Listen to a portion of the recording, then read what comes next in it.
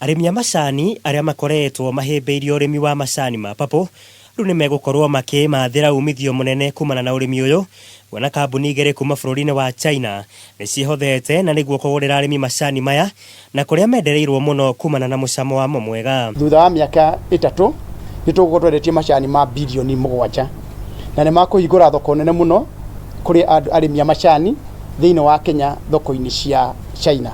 Matuhe technical training, matuhe macini cia gũthondeka cai ũcio na thoko nĩ tũkũnegotiate thoko. Kambuni ya Benity na Zegzu Two Street Enterprise ningĩ nĩ cianĩrĩire kũgathĩka mĩtaratara ĩrĩa gũteithĩrĩria arĩmi kuongerera magetha mao kuma harĩ kilo milioni 1 o mwaka nginya gũkinyĩria kilo milioni 5. Kũrĩ cai ũngiuma na ngiri 50 kilo, ngiri 100 kilo, na ningĩ kũrĩ cai ũkwendio o raithi to ũyũ ũngĩ. Nĩ gũkũdepend na quality, nĩ gũkũdepend na kĩrĩa ũtuĩte. Ta rĩu cai ũrĩa tũtuaga gwa KTDA merĩ na mũrũri, rĩngĩ harĩ speciality ya gatip kau kamũrũri, obviously cai ũcio wĩna goro. Cai wa orthodox kaingĩ ũrugagwo ta kĩraiko. Mothe mana twendia twĩna mo Kenya milioni 1 nĩ tũgũkorwo twĩna thoko yamo, na tũkongererwo milioni 4 cia gũkorwo tũkĩendia nja ya bũrũri wa Kenya. Na koguo nĩ kuga nĩ ikinya inene mũno harĩ ministry na harĩ bũrũri wa Kenya gũkorwo tuonete thoko ĩno njega.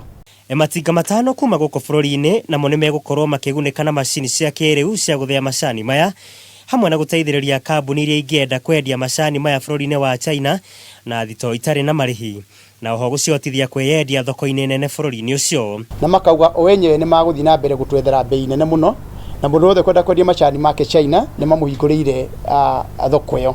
Atĩ we ũgĩkorwo na macani maku Kenya no ũkorwo ũgĩthiĩ na wenderie kuma nyũmba-inĩ ciao cia kũiga indo, nĩcio store ciao, no ũtware macani maku na mendie macani maku thĩinĩ wa China. Gwa kahinda-inĩ gaka kwĩna arĩmi 700,000 arĩa mararĩma mũthemba ũyũ wa macani guothe bũrũri-inĩ, na kũrĩa kwĩrĩkanĩte kilo ĩmwe ya macani maya no ĩkinyerie mũigana wa ciringi 3,000 o harĩ kilo, gũkĩringithanio na ciringi 270 cia macani mairũ.